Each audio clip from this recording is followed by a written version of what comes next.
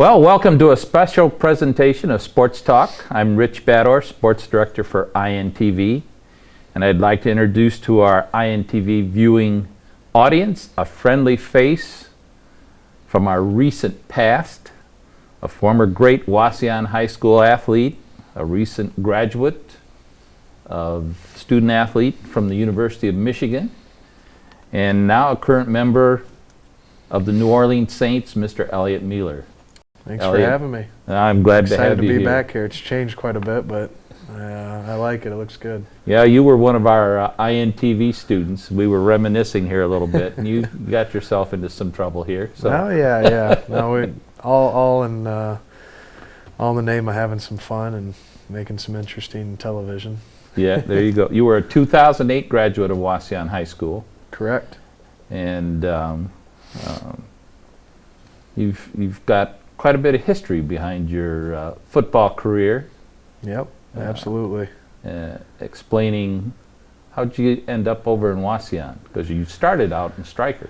Yeah. No, I was. And Stryker is undefeated in football, so why would you move? Yeah, exactly. We got a good thing going over there. But I was actually born and raised in Stryker, Ohio, and up until the 4th grade, which I want to say would have been, I think, 1999. So coming into the year 2000, I started out here at Wauseon, and family decided to move, and for various reasons. And one of the things we looked for in moving was that I wanted to play football really bad, and my dad and mom, both decided, well, if we're going to move, why not go to a place where Elliott has the opportunity to play football? And as a matter of fact, my older brother Brock even played 1 year of it, and it wasn't quite his thing, but he had the opportunity to even get to play. So it was, obviously coming to Wauseon was huge for me and my family. I recollect, if my recollection is correct, Parks and Rec, starting out as a 5th grader, Yeah. wouldn't let you play? Or Well, not exactly. I guess,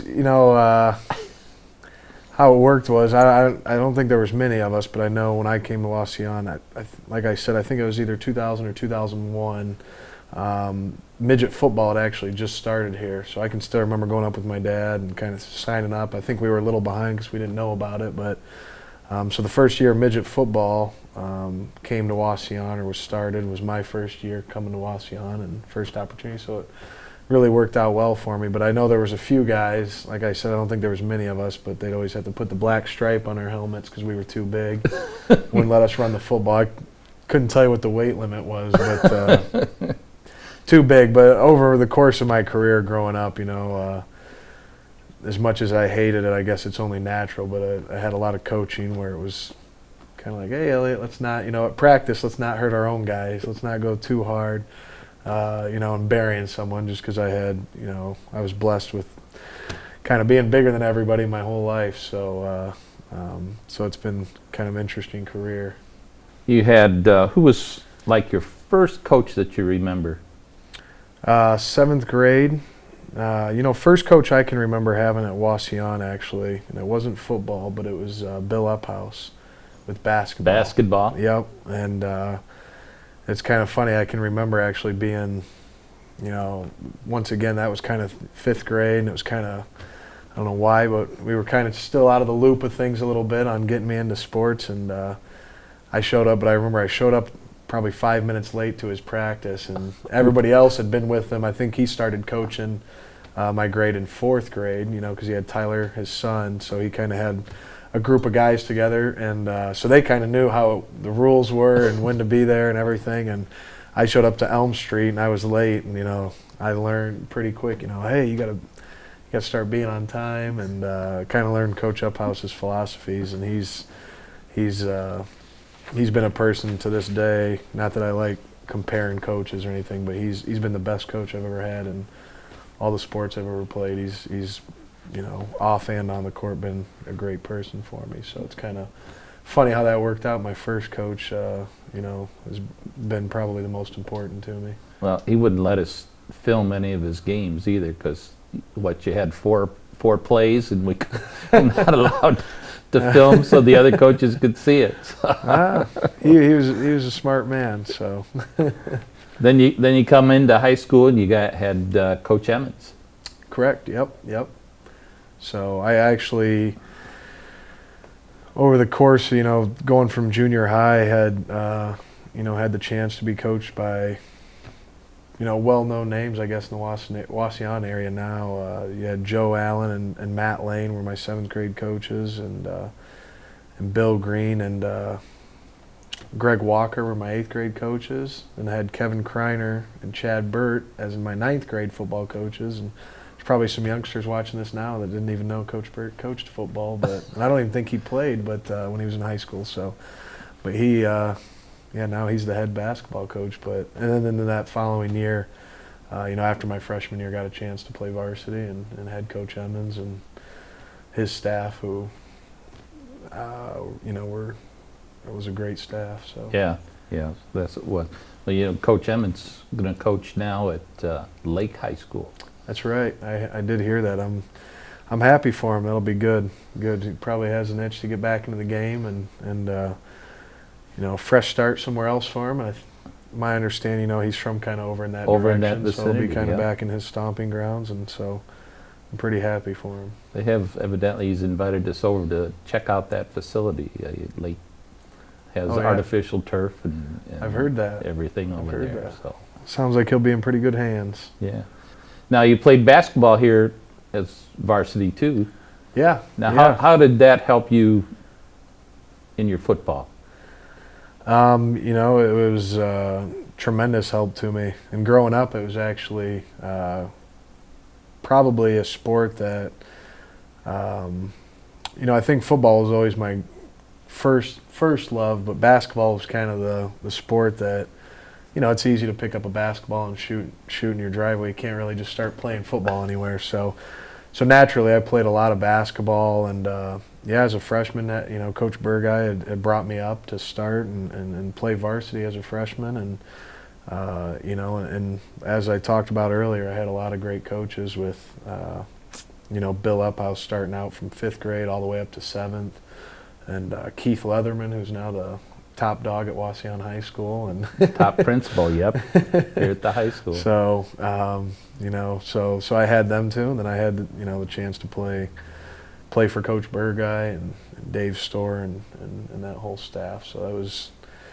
a huge help to me, just in the fact that basketball it's a different conditioning and everything else, and it was really something that I attribute to having my quick feet. I think quick feet's really what helped me get into college and be noticed, because there's a lot of big guys out there, but a lot of them are too slow or for various reasons. And I think basketball was something that really helped me and motivate me, because you got to have quick feet for that. And a lot of times when you're on defense, you're basically in an offensive lineman position, pass blocking, keeping the man in front of you. So naturally, basketball really helped me quite a bit.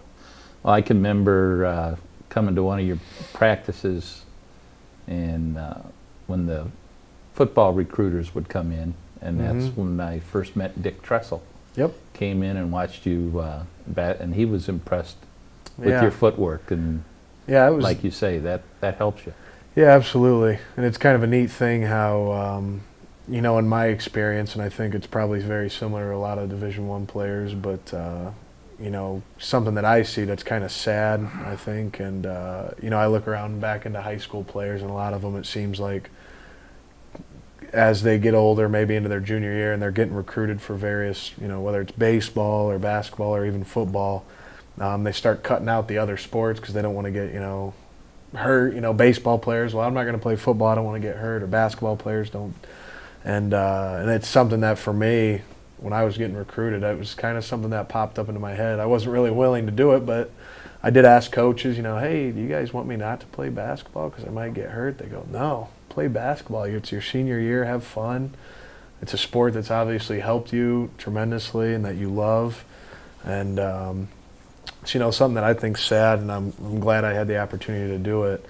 is to play basketball. And but I look at these high schoolers, and sometimes it's sad when I see it all over the country or whatever, reading stories, how a lot of them, start quitting other sports because they want to focus on one. Focus on just one. It's like, have fun. You're only going to get to play this sport so long, whether it's basketball or track or whatever it is, it's good to have a lot of diversity and enjoy it while you can. So I'm thankful that I got to play, several sports and that I loved. Mm-hmm. What was it like, the recruiting process for college? It's interesting. Did you get hounded by a lot of people, a lot of coaches? It's I would say it's one of the best times that I've had in my life. It's an incredible experience and opportunity, and you try to kind of basically soak it all up. And for me, I think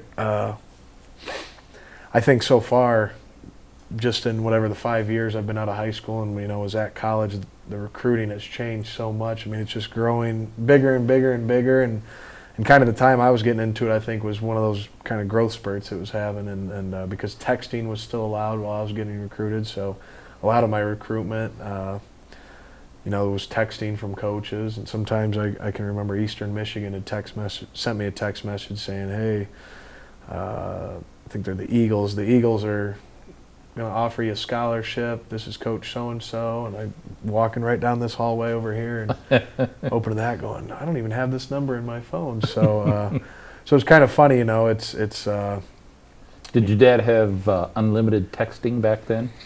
I don't even know. I don't think he probably did, but it's like I said, it's just changed so much that you wouldn't think that texting or social media wasn't the biggest when I was in high school.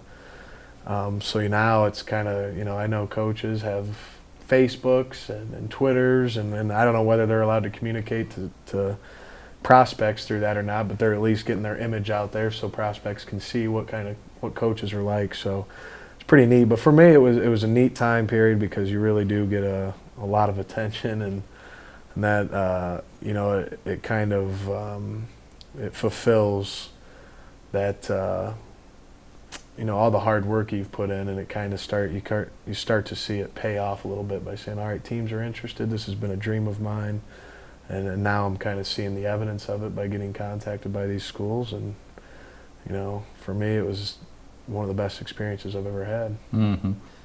How did you cut down and determine the University of Michigan was the school you wanted to go to? Because you had, like you said, Eastern.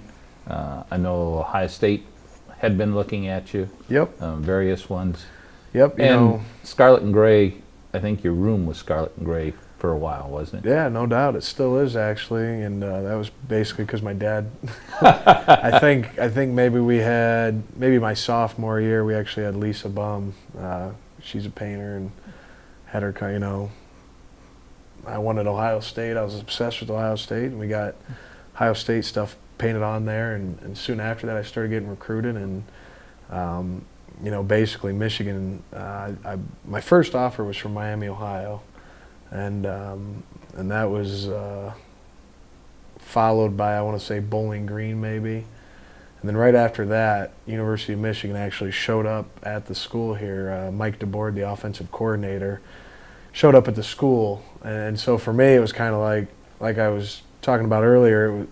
It's like, wow, I'm getting recruited, and that was the first sign of it, was a scholarship offer. I hadn't even been talked to by anybody, and all of a sudden a couple weeks later I'm like, all right, I have 2 offers, and then Michigan shows up at my school, so they were really the first school to make contact as far as trying to communicate to me.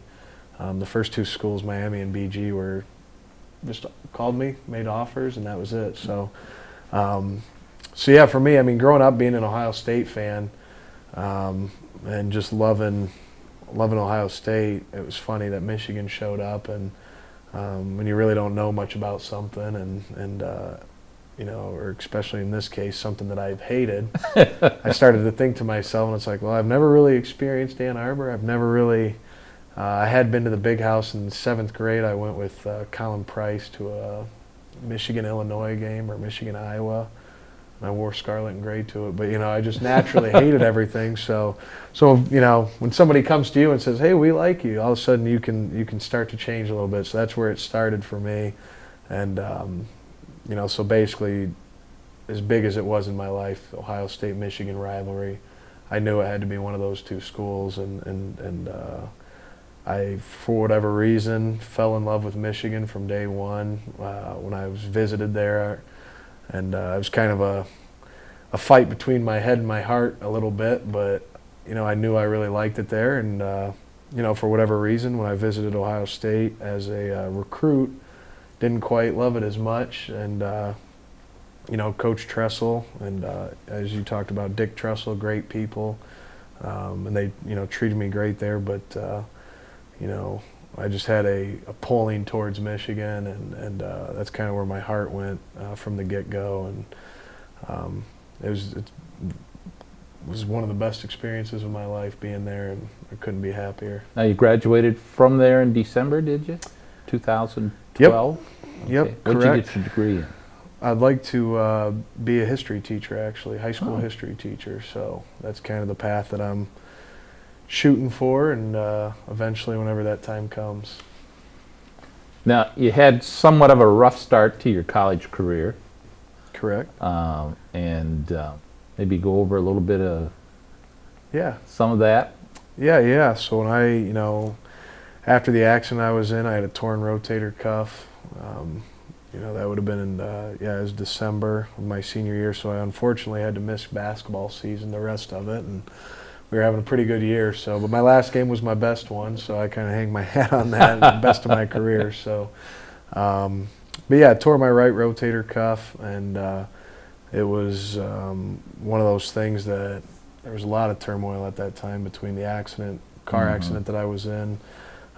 Coach Carr had just, weeks before that announced his retirement.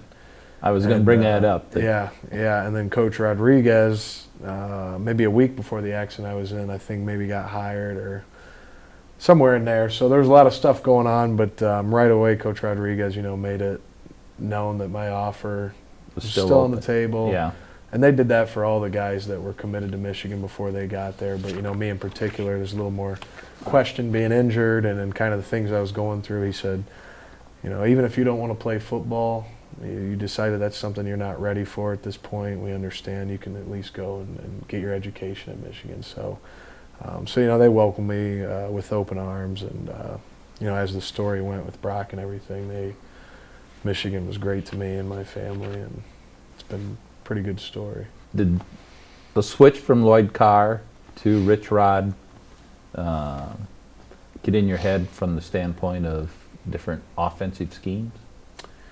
To me, it was kind of, it's something that is, I don't want to say blown up because it does play a big factor in it, but to me, coming from high school, I didn't, not to knock on high school sports, but, there's the mental or the mental part of football is, I would say, pretty minimal compared to what it is in college. So to me, it's like I'm running a wing tee here at Wauseon, and maybe the pro style fits me better, but what do I know? That's just what people were telling me. So spread wasn't maybe for you, Elliott, but it didn't make a difference to me because I didn't know any better, and I knew that when I got to Michigan, that I was going to get the coaching I needed, and and for me, switching from Michigan just because Coach Rod took over wasn't. It was something that I kind of got back into recruiting a little bit with, teams like Illinois and Northwestern, but I didn't really entertain it very long just because I had people telling me Michigan's always going to be Michigan and it's always going to be a great school at the very least, and great football will always continue to be there. So. Well, one of the things I can remember in my mind was back to your basketball, that your quick feet might help you in that spread offense. Yeah, absolutely. It's, I think probably wasn't the best suit for me as far as spread offense, but, I thought I adapted to it well, and if anything, it's made me a more well-rounded player. Just because I didn't get to start or play as much as I would have liked to while Coach Rod was around,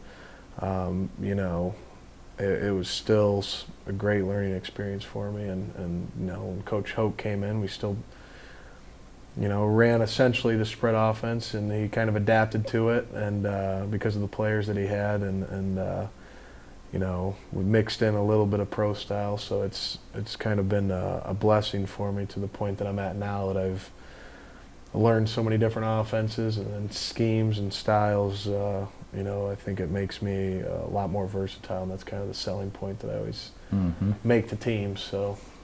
Coach RichRod had a pretty good strength conditioning coach that helped your family. He sure did, Mike Barwis, and that's actually where I train now. I actually drive up from Wauseon and then train up there, and it's called Barwis Methods, and it's in Plymouth, Michigan, so it's about 20 minutes outside of Ann Arbor east. So, but yeah, it was a funny story. Everything that Brock had gone through, and he actually ended up cutting through the weight room with me one time. I was headed out to practice for spring practice, and I was in full gear, and Brock had known Mike Barwis and then some of his strength staff, which was extremely diverse. It was a neat strength staff, but he had a guy from Japan, he had a woman, he had Parker Whiteman, who was a big part of Brock. So, he had kind of had a little bit of everybody in there, and a Jamaican sprinter. So they all kind of knew Brock already, and from visiting him at the hospital with Coach Rod.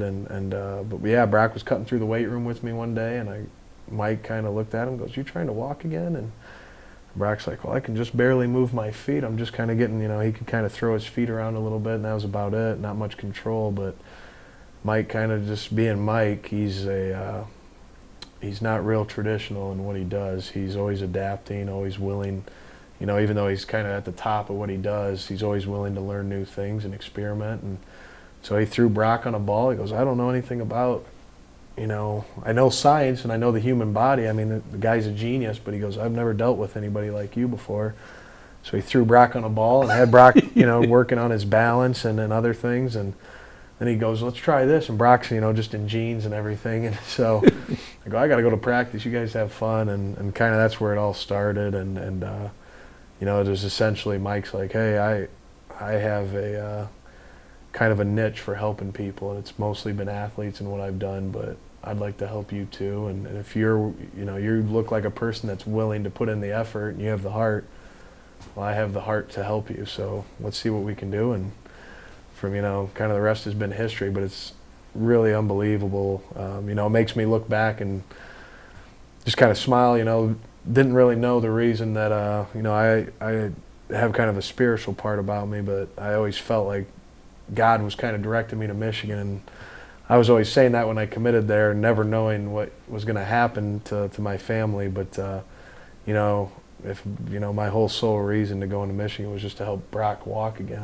I would have never guessed that, but in hindsight, it's been pretty remarkable what they've been able to do for him and what they've done for me. Side story: old Brocker came to WMTR for the Heart Radiothon this year. Yeah, he told me that. MTR is up about 20 flights of stairs, and we're trying to figure out how can we get Brock up there. He just walked right up the steps. So I've seen him walk probably thousands of flights of stairs over there. That was part of his training that he'd always do at when he'd come up to Michigan. So he's pretty remarkable. Yeah. Well, what Coach RichRod did for that 2010 UConn game, yeah, it was special. Pretty remarkable. I know we've got that. We can probably splice that into this recording, yeah. But I'm sure it was him leading the team out of the tunnel was pretty neat. Great. A lot of things came to fruition for him because it was so much work that he'd put in, and when that started, I believe that was my freshman year when they started training. All the years kind of blend together, but he, the team had kind of surrounded around Brock, so they knew what he was going through, and every day he was up there, and for a while there, people forget, but he was driving. He was a student at Ohio State. Yeah. So, he finished graduating there, and I think he even started a little bit of graduate school down there. So he would drive from Columbus 3 days a week all the way up to Ann Arbor to work out and then go back home. And not very convenient, but he wanted it bad enough that he would do that. So the team, my teammates would always see him, coaches would always see him.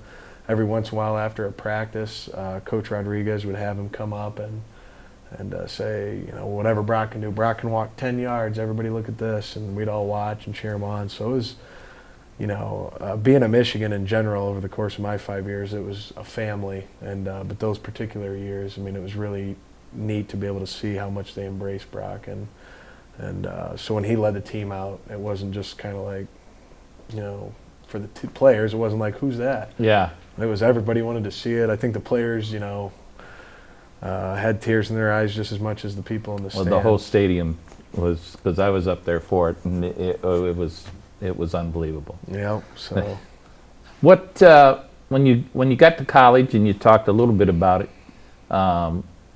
study time versus football time. Yeah, it's. Is it difficult? It can be, but you guys had study table and stuff like that. And Michigan's real great about, they have basically you have Schembechler Hall where we do all the football stuff, and then right between that you have Yost Arena where the hockey team plays, and then on the other side of that is an academic center for student athletes.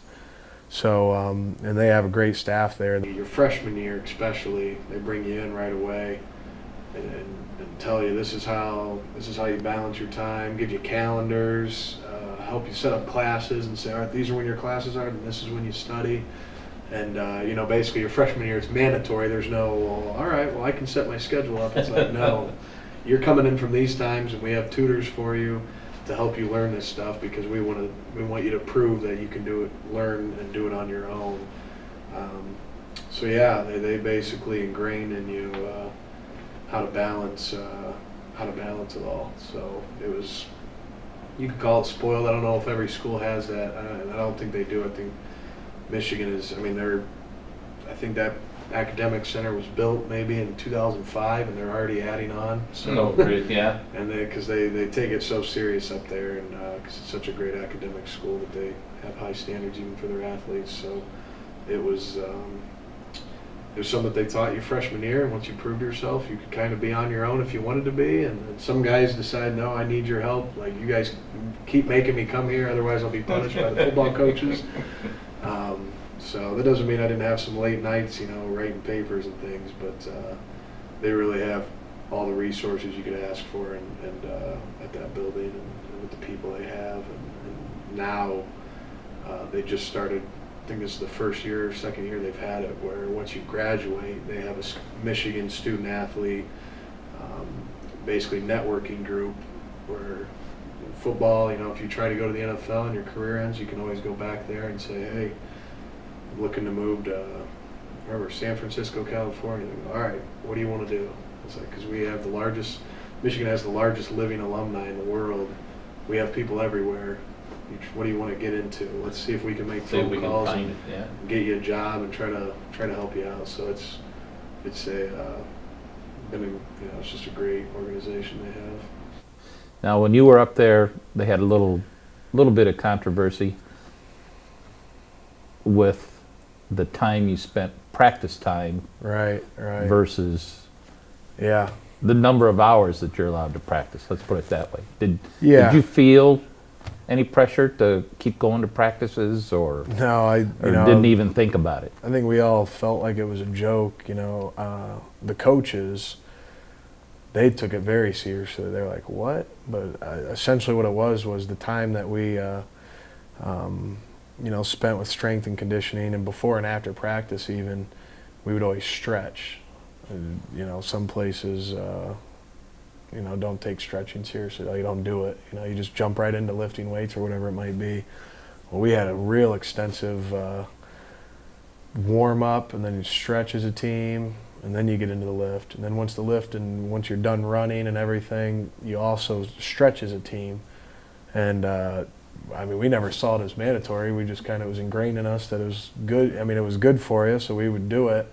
So when you take all those little stretches post practice and before practice, I guess it added up to being like 20 minutes over what we were supposed to do or something like that. I don't even know enough about it, but that that's essentially how it was explained to us. And you know, the coaches from there on out, like, you know, we didn't think that was accounted. It was kind of voluntary, but so, you know, but after that, I mean, we timed everything and But you know, just took it very you lost some seriously. scholarships or something, didn't you? What was, I'm trying to remember. It was like somewhat of a slap, but Yeah, it was. I think what we lost, the only thing I know that we lost that was real significant was the graduate assistants you're allowed to have. Okay. Which, you know, essentially you're allowed to have 2 for offense, 2 for defense, so they took 1 of each of those away. That's the only thing that I noticed that really changed, because it you know, wasn't really addressed to us that much. They just kind of explained it, said, hey, we're sorry, I guess we didn't know that was counting against us, and you know, fixed it from there on out. So, when did you feel like your playing time kicked in? I think for me it was, you know, obviously with when Coach Hoke came in, it was in 2011. You know, I think it really started to give me more of a hope of things coming together for me. It was a fresh start and fresh people, and you know, as much as my story was known, it was kind of a good escape for me to be able to just have a fresh start. And you know, Coach Hoke has been just an amazing, I would say, father figure to me and his staff. You know, Coach Daryl Funk was my O-line coach. I mean, it was nice to have a fresh start and great people around me, and not to say the old staff wasn't, but it was a fresh start for me, and you know, as we talked about earlier, probably a little bit better fit for me as far as the pro style. I was going to say, you got another different offense coming. Right, and they did adapt to the spread for Denard and Devin, some of the other guys we had. They did adapt to it a little bit, but you know, I think here in a few years you'll see strictly pro style when you know, they get the players that they, you know, you could say so-called go after, the type that they're used to. So, but yeah, for me it was a new opportunity, a fresh start, and I didn't play as much as I would have liked in 2011. But you know, I did play a backup role, and I bounced, you know, over my career, I bounced all across the line, so I never really found a home on the offensive line. But you know, when they came in, I was the backup right tackle, which was kind of new for me. But you know, my coach told me at the end of the year, he said, "You're my most improved player on the offensive line. You've gone leaps and bounds from when we first got here to the end of the season. So we're expecting a lot out of you next year." And I mean, he told me that all the time, and told the whole O-line. He goes, "Elliott's the most improved guy." So I mean, that was one thing I loved about Coach Funk, was he was always honest with everybody, whether you wanted to hear it or not. So for me, he really built me up, and you know, all of a sudden I'm playing left guard in spring ball and through camp, and then about a week and a half, 2 weeks before we played Alabama, I bounced over to center and finished my career there, and I'm basically still there now. So it's kind of been funny how that all worked out, but my playing time, you know, really kicked in when Coach Hoke came in. Now, you had 2 different type quarterbacks last year. Mm-hmm. And Denard, Yep. Mr. Can't Tie My Shoes. Did you ever teach him how to tie his shoes? He knows how to tie his shoes. He just doesn't like the feeling of, I guess, being restricted, being trapped inside of I don't know all the backstory, but he just doesn't like being tied in. I guess it's something he's always done his whole life, is what he told us, and no coach or anybody will tell him different. So maybe now that he's in the NFL, they'll tell him different, but because you're talking money and your job there. But yeah, it's just how he like doing it. So now he got drafted by Jacksonville. Yep. Do you still hear from him? Geez, I last seen him before the draft. So, and we all keep in touch kind of through our cell phones. We have a chat, all of us seniors, so we all keep in touch, and every probably couple weeks somebody will send a message and say, "How's everybody doing?" You know, so we got Patrick Omame in San Francisco, and Kenny Demmons. I want to say he's with the Houston Texans. and Denard Robinsons in Jacksonville, and Craig Rose in Carolina. So you got guys all over the place. So, yeah, every once in a while we kind of update each other and see if everybody's still on the team. All right, good. Everybody doing good, and so yeah, we keep in touch with all those guys. Yeah. Now, we talked a little bit about Ohio State, Michigan, and so forth. For some reason, you look sort of down after the 2011 final regular season game at the Big House. Oh yeah. Oh yeah. What makes you say that? Is that? Well, you were jumped up in the stands. You were setting up. I was going to say, did I look down? I didn't know. But, no, you were pretty happy that day. It was an exciting time for me. I mean, the game itself was exciting regardless of who came out on top, but it was, it was, only win I ever got against Ohio, but it was, which was a bummer, but, it was still an exciting experience, and it really was a lot of things during that season kind of, we as a team had been through so much between, the years before that, some of the worst years of Michigan football, and we put so much hard work into it, and for whatever reason, things didn't come together. And so to finally reach that and kind of break a streak and in the Sugar Bowl, to get to a bowl and actually win a meaningful bowl, put Michigan back in the picture of things. And so there were a lot of things that were kind of finally released for us, and then that was one of them when we beat them. So yeah, it was very exciting. I shot you. I was down there that game. And yeah, it was very wild. You were euphoric. So yeah. What is it like prepping for that game, the game? It's is there too much pressure put on that game? I don't think there's too much. I think that's what goes, that's what comes with it.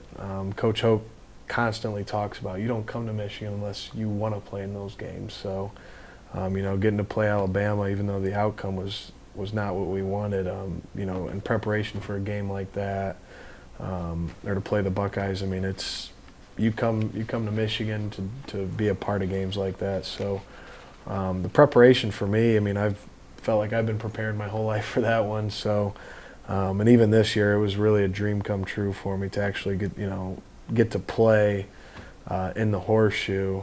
That's where my first college football game was as a little kid, and be in that locker room, even though I had previous years, to actually know I was going to start and play. It was just unbelievable. It almost felt like playing a home game. If you'd been traded or something, it was like you came back to Wasion to play at home in front of your old team. Kind of how it felt to me. So I mean, it was a real surreal, and it was definitely the worst loss of my career that I can think of in football. Well, it was an exciting football game. Yeah, it sure was. The second half didn't offensively go for Michigan. Yeah, kind of switched things up. It was working in the first half, and I can't even remember the final score was 21-26 maybe or something like that. It was close. So yeah, that last drive we had, I thought we were going to be able to put something together, but they made some adjustments and we made some, and they came out on top. But being able to look back at it now, months later, it was definitely a dream come true to be able to play in that stadium and kind of fulfill something I dreamt about, even though it wasn't exactly how I dreamt about it. How you dreamt about it, though. Amazing to be a part of it. I alluded a little bit to it, I think, during the basketball game at halftime when I interviewed you. Oh, yeah, that's right. That I was very impressed.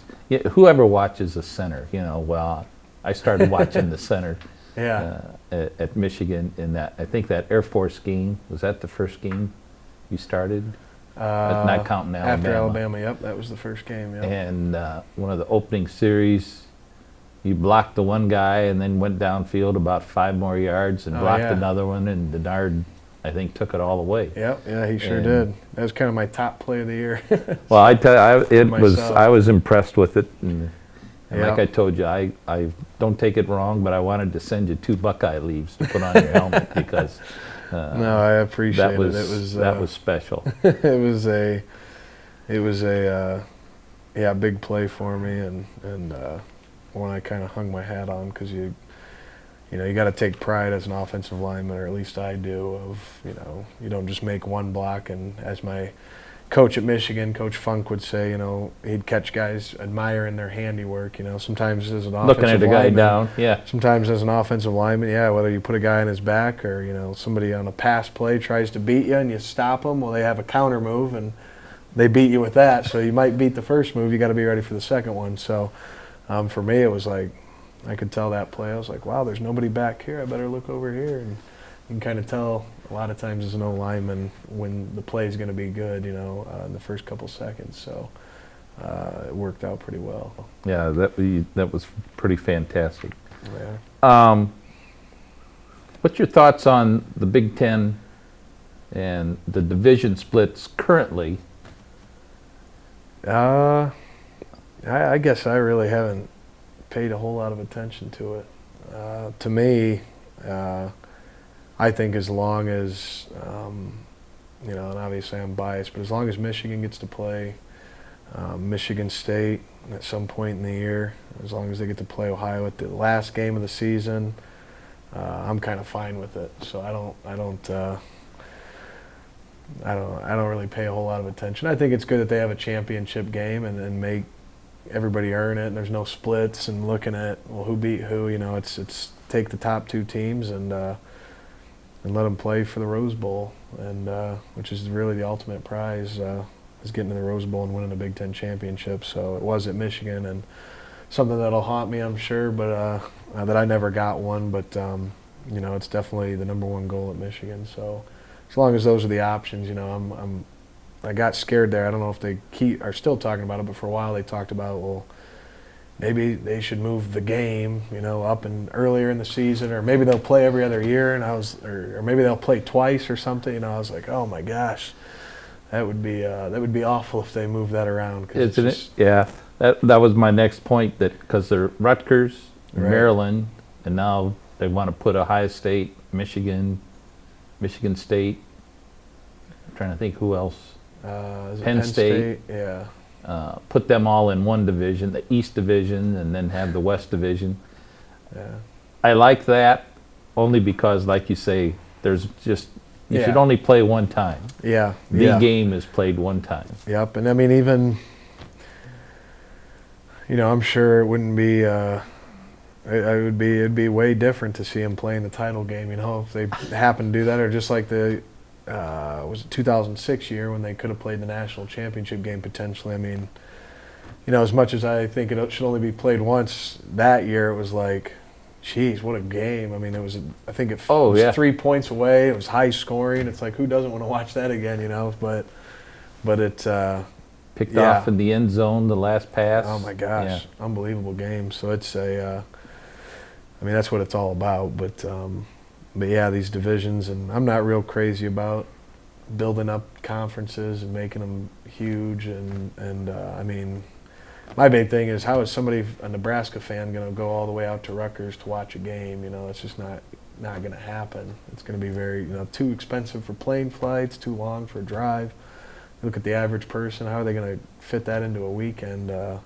So I feel like, although it makes money for television, it's like, what does it do for the in-game experience for fans that want to experience it? It's just, I think it takes away too much. It's just not fun. So that's how I see it. Now we're in the NFL. You're out of college. What did you do to prep for the tryouts? What was? Basically, my first step, once the Outback Bowl was over, was getting an agent. And that was your first step. Okay. Yeah, so I was essentially contacted by a man named Steve Persia he's from the Cleveland area, Avon Lake to be exact, but he works out of Cleveland as a lawyer, and he just started being an NFL agent, just got certified, I think, in November. And so he was the first person to contact me and say, hey, I'd like to, essentially he said, my father-in-law is the head football coach at Ottawa Hills, and he said, so I've kind of seen your story over the years and followed you a little bit. and I'd like to get you into a senior game, even though it's kind of late. It's in January, but I'd like to try to get you into a game. Obviously, I'd love to be your agent, but let me get you into this game. If you want to use that to my advantage later on, great, but I don't need you to sign anything just yet.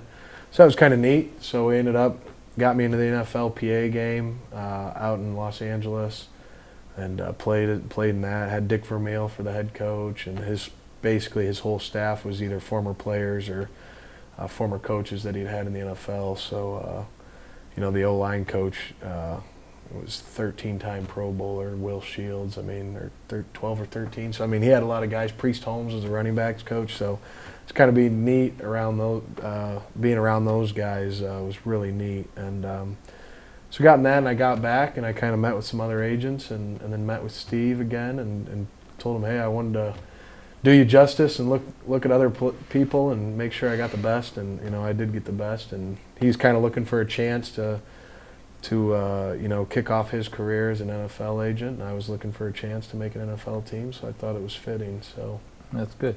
Now, draft day comes along.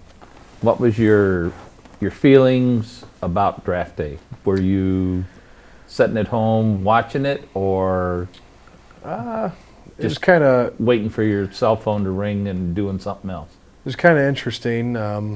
Going back into my training, I basically trained all those months and for pro day, which was in March, and I thought I did well there. And because of Barwis methods, where I trained and morning to night, ate all the meals that they provided me, all the supplements they provided me. So I was at the top of my game when that came around. So after my pro day, that's when you really start getting contacted by teams. And for me, the New Orleans Saints, there had been teams that had said, "Hey, we met Elliott out at the NFLPA game. We did a lot of interviews out there with pretty much every team you met with, and they would ask you questions. But at one point, the New Orleans Saints called, said, "Hey, we want to fly you down for an interview. We really like you." So they brought me down, and I got to see the facilities, meet with coaches, watch film, kind of how you see the John Gruden quarterback camp. Well, I did that with the O-line coach down there, Coach Ingalls. And so they just kind of wanted to see what kind of person I was, and that was the only team that did that. And so for me, when draft day rolled around, in particular, I knew, one of the things with Steve, my agent, he said, "I'm always going to be honest with you. You don't want somebody that's going to tell you you're a second-round guy when you're not even going to get drafted." So I knew for me, and from what the Saints had told me, and Jacksonville Jaguars were really interested, and had other teams like San Francisco. I did a workout with them, actually, and Coach Harbaugh, and so that was pretty neat. But so I had some other teams interested, but I thought that the Saints and the Jaguars were the most interested. And when the draft weekend was around, I didn't really watch much of it because I knew I was going to be a seventh round is what they had told me, but likely a free agent. And so when the last day of the draft ended, I got a phone call probably when there was 3 or 4 picks left, and I got a phone call from my agent, said it's the Saints, they want to make an offer. What do you think? And he kind of explained it to me, and that's kind of where I had my heart at anyways. So they flew me down and everything, and having the experience I did at the Sugar Bowl in 2012, I guess technically, I was excited about it. It's a neat facility and a neat town, and yeah, always you can't be bored there. Yeah, exactly. No, it's a real neat place. I love, as I said before, I love history. I want to be a history teacher, so it's got a lot of history down there, a lot of music. Who doesn't like food or music? And it's got the best of that. So, I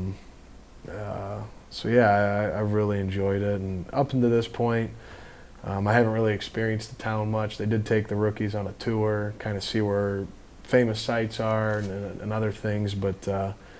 The facility, the football facility, is about 20 minutes outside the city, and that's where we stay in a hotel. So I don't have a car, so it's pretty much football hotel for me, and that's the way it should be, So hopefully.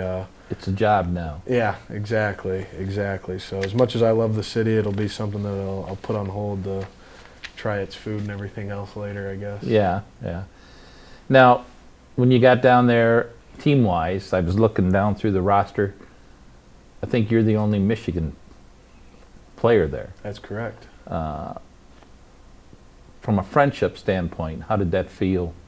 Did they take you in?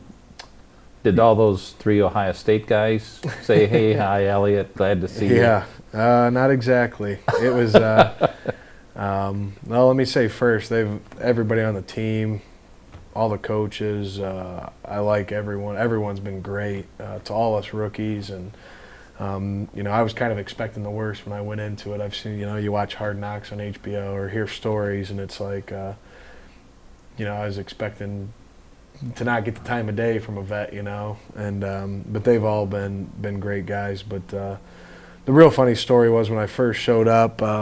We had rookie camp when I first came in, which was just for a weekend, and then you had a week of just kind of getting adapted to the weightlifting program they had there. And then the following week, the vets came in, and so I had naturally I wore my Michigan football shirt the first day, and as I was cutting through the locker room, and looking at all these vets, I seen Will Smith, and a guy who I grew up watching, and I kind of go, that's neat, there's Will Smith, and he was kind of just staring at me like he had well, it wasn't impressed, and I was like, he's kind of a tough guy or whatever, and then I kept walking, and a player from Ohio State named Jay Richardson, he kind of was sitting right where I was headed to. His locker was right next to the equipment room, so I was going to get a shirt, and he goes, "Why are you wearing that Michigan shirt in here?" And I just go, "Excuse me?" He goes, I said, "Why are you wearing?" So he's making a big deal about it. He goes, I said, "Why are you wearing that?" And I go, "It's just a shirt I put on today. I'm not trying to cause any trouble." And he kind of, told me he's just messing with me, and so I mean, it's more playful than anything, and that's all I've gotten. But everybody's proud of their schools, so even. You got Glenn Foster, who's a rookie from Illinois, and so we went against. He's a D tackle, so we went against each other. So guys tease each other. Zach Streif's been in the league, I want to say 7 or 8 years, and he's our right tackle, and he's from Northwestern. So there's a lot of Big Ten kind of bickering, and then all of a sudden when someone from the SEC starts talking, the Big Ten guys kind of team up, and so it's just kind of playful. There's nobody that's been jerks or anything like that. And so you didn't have to stand up and sing your college fight song at dinner or anything? Not yet. But when I get back, I've been told that's when that all happens. So I'll give you a goofy haircut, probably shave my eyebrows, make me sing in front of the team or something. Which I'm all for. You're all for that. If that you're a team man. Gets me in there, I'll be happy to do it. So I'm a bit of an entertainer, so I can go up and sing. So that's not a problem. What did Coach Payton have to say being back this year now? Because he was suspended for a year. Yeah, he was, and that's not something that's really brought up a whole lot. But you just tell he's on a mission, and he wants to make things right because New Orleans is, got a great tradition, and they love their football down there because it's really the only team. If you look at the map, you got Mississippi doesn't have a team, and then some of these surrounding areas, Alabama, no team. So everybody down that way is New Orleans fans. So it's kind of a high standard, I guess they have, and that's because of Coach Payton and what he's done there. So, but yeah, he just like any other coach, he wants to win and he wants to do it the right way, and you got guys like Drew Brees and Jonathan Vilma and all those guys that want to go out there and kind of right the ship a little bit from last year and kind of a disappointing year, and so yeah, it's very very exciting, and everybody's on a mission and has one goal as a team. Now you're working with Drew Brees. Do you get to work with him? I haven't worked with him yet. The most I've done with him, other than just lifting weights around him, is we do our snaps before practice, and anywhere you go, the centers always go out with the quarterbacks and get snaps before practice just to get used to each other, get your hands warmed up, and get the snaps right. So so there's 4 centers, 4 quarterbacks. So I'm with them then, and